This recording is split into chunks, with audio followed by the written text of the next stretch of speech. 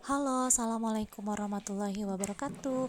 Hai semua, apa kabar? Semoga teman-teman semua selalu dalam keadaan sehat, selalu dalam keadaan baik-baik saja, dan selalu dalam perlindungan Allah Subhanahu wa Ta'ala. Amin, amin ya Rabbal 'Alamin. Gak kerasa banget ya teman-teman, ini tuh sudah memasuki puasa ke-10. Artinya 10 malam pertama tuh insya Allah akan kita lewati malam ini.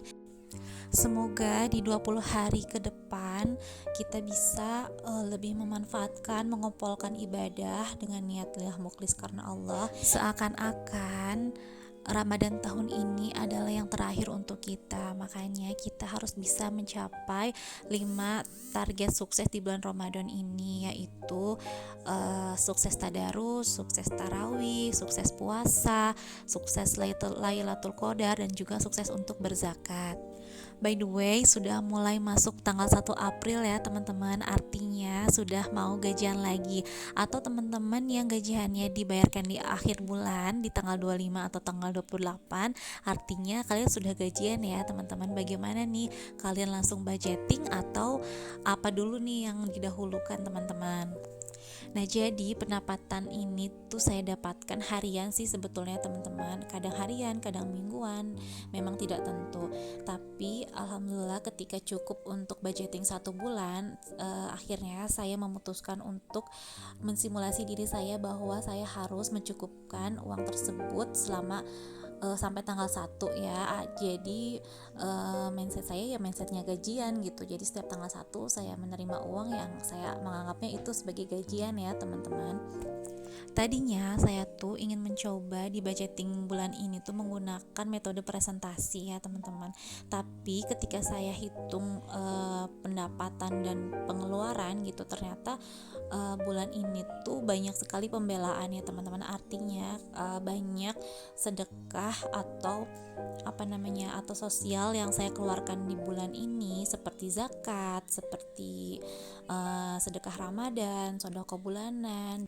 Belum lagi nanti pada saat lebaran kita harus bagi-bagi THR, dan itu tuh tidak bisa dipresentasikan ya teman-teman kalau menurut saya, menurut perhitungan saya, karena ternyata presentasi sosial itu tidak berimbang dengan presentasi untuk kebutuhan lainnya.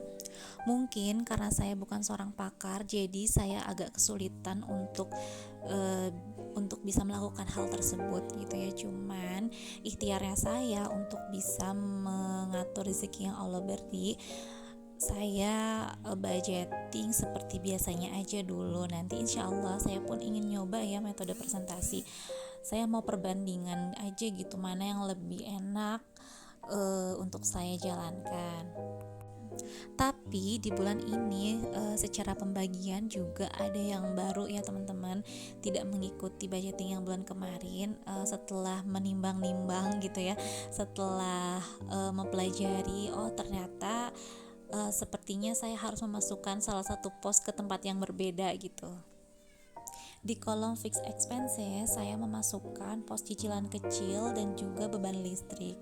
Nah, cicilan kecil dan beban listrik ini adalah kewajiban ya teman-teman, yang nominalnya itu selalu sama di setiap bulannya. Jadi saya punya cicilan kecil dan juga beban listrik itu sama di setiap bulannya gitu. Nominalnya tuh nggak berubah gitu. Kalaupun berubah, insya Allah listrik itu paling bedanya cuma sedikit aja. Nah, untuk selanjutnya saya tuliskan kolom sosial ya. Nah, kalau biasanya tuh kalau teman-teman suka ikutin video saya sebelumnya, kalau sosial itu saya masukkan ke fixed expenses, ternyata sekarang saya tuh masukkan ke pos sosial. Kenapa? Karena ternyata sodako bulanan saya tuh berbeda-beda ya teman-teman, tergantung pendapatan saya gitu. Nah, sedangkan bulan ini akan ada sodako Ramadan, zakat fitrah, dan lain-lain. Ini nominalnya saya tidak munculkan karena variabel ya teman-teman, itu tuh tergantung kebutuhannya teman-teman aja. Jadi di sini sekedar men-share sistemnya aja, teman-teman bisa praktekkan sendiri di rumah. Terus di variable expenses atau kebutuhan tidak tetap juga di sini ada perubahan pos ya teman-teman. By the way teman-teman, mohon maaf ya kalau suara saya tuh agak serak-serak gini karena mungkin ini masih pagi juga atau efek puasa ya teman-teman. Nggak tahu kenapa kok ketika dubbing tuh kok kayak ada yang mengganjal gitu di tenggorokan, padahal tadi subuh sih enggak ya gitu, nggak tahu kenapa gitu. Mudah-mudahan masih enak didengar ya teman-teman. Nah teman-teman yang belum mulai budgeting kemarin, apakah di bulan ini kalian berniat untuk memulai budgeting atau masih pusing karena pendapatan saya tuh cuma segini, ataupun saya tuh bingung pengeluaran saya tuh lebih besar daripada pendapatan saya, atau misalkan ada banyak kendala lainnya, kalian boleh komen ya. Nah, sekarang masuk ke kolomnya variable expenses atau kebutuhan yang tidak tetap. Di daftar kebutuhan ini memang ada juga yang berbeda. Kalau di bulan sebelumnya saya memasukkan uang saku anak itu di fixed expenses, di kebutuhan yang tetap atau kewajiban tetap, memang sih sifatnya wajib gitu ya teman-teman. Cuman di sini budgetnya itu nominalnya itu tidak tetap, makanya di bulan ini saya masukkan di kebutuhan tidak tetap. Nah, di kebutuhan anak sendiri bulan ini masih tetap budgetnya di 200.000. Terus uang saku anak di bulan ini saya kurangi dari 500.000 menjadi 400.000 karena kan anak-anak juga puasa ya. Jadi ya supaya mereka bisa menahan diri, belajar menahan diri dan memprioritaskan sesuatu ya teman-teman. Memang sih mereka tuh punya banyak rencana yang ingin dicapai gitu ya, rencana yang ingin dibeli gitu, makanya dengan memberikan uang saku anak setiap minggu gitu, mereka tuh bisa belajar untuk bisa memprioritaskan apa yang harus diprioritaskan. Dan lagian juga alhamdulillah kemarin tuh anak-anak dapat rezeki dan saya langsung masukkan ke celengannya mereka masing-masing gitu. Nah, di dana tak terduga juga di situ ada 150.000, lebih sedikit dibandingkan bulan kemarin. Galon dan gas di 85.000.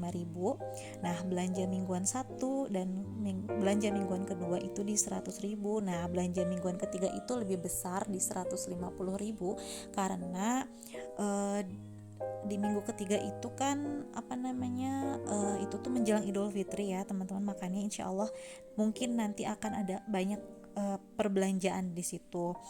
Serta di belanja minggu keempat itu tetap posnya masih 100.000, di pegangan 200.000, di kuota itu ada 50.000, bensin 150.000. Nah, kalau bulan kemarin itu saya lupa memasukkan pos bensin, sekarang saya masukkan pos bensin itu sebanyak 150.000, susu anak 45.000, serta groceries 50.000. Nah, susu anak itu kemarin alhamdulillah ada rezeki ya teman-teman, makanya kemarin bisa beli agak berlebih gitu, makanya di sini saya hanya memposkan kurangnya saja.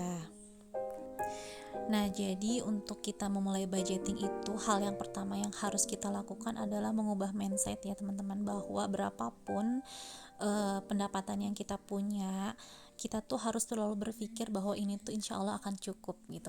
Yang pertama adalah Allah berada di sisi setiap prasangka hambanya gitu. Yang kedua, setiap makhluk hidup itu Allah pasti berikan rezeki gitu ya, tanpa kecuali ketika kita sudah tidak ada usia lagi, maka Allah akan memutus rezeki tersebut. Jadi selama masih hidup, rezeki itu pasti akan selalu ada ya teman-teman. Cuman bagaimana sih cara kita menjemputnya? Apakah dengan cara halal yang dan baik, ataukah menjemputnya dengan cara yang tidak baik gitu ya? Tentunya ketika kita menjemput rezeki dengan cara yang halal dan baik, maka rezeki yang kita dapatkan itu juga akan menjadi berkah dan menjadi kecukupan kita hingga kita mendapatkan rezeki lagi. Nah, selanjutnya ketika kita berprasangka baik pada Allah gitu, maka Allah akan mencukupkan kita dengan apa yang kita butuhkan gitu. Memang tidak melulu masalah materi ya teman-teman, itu tuh menjadi self reminder juga untuk saya gitu. Jadi teman-teman tetap berprasangka baik sama Allah, tetap semangat untuk mencari rezeki yang halal, apalagi ini di bulan Ramadan ya teman-teman. Jadi kalian harus betul-betul mengepolkan pikiran dan hati kalian untuk tetap bersangka baik pada Allah, minta sama Allah apapun itu gitu ya, insya Allah Allah kabul. Nah lanjut, ini di default saving atau simpanan, di sini ada perubahan lagi. Nah ada 3 pos nih yang saya masukkan ke sini. Ada dana darurat seperti biasa saya budgetkan 300.000, tabungan umroh juga saya budgetkan 300.000. Nah di sini ada dana pendidikan ya teman-teman, karena sebetulnya saya tuh punya dana pendidikan, punya tabungan pendidikan untuk anak-anak. Cuman kemarin-kemarin tuh saya lupa untuk ngisi gitu, saya jadi terlupakan gitu tabungannya, makanya ketika saya ingat, oh saya masukkan aja ke situ. Nah lanjut, saya di sini juga buat kolom evaluasi untuk mengevaluasi setiap pengeluaran atau misalkan ada hal-hal yang tidak terduga yang di luar budget gitu ya, saya masukkan ke kolom evaluasi, atau boncos gitu ya di tengah-tengah jalan gitu, apa yang harus saya evaluasi ya saya evaluasi. Nah selanjutnya juga di kolom variable income saya buat, kenapa? Karena untuk mengetahui jumlah pendapatan yang saya dapatkan sehingga saya bisa melakukan presentasi nih untuk untuk charity dan lain-lainnya gitu. Nah teman-teman, sekian dulu video dari saya.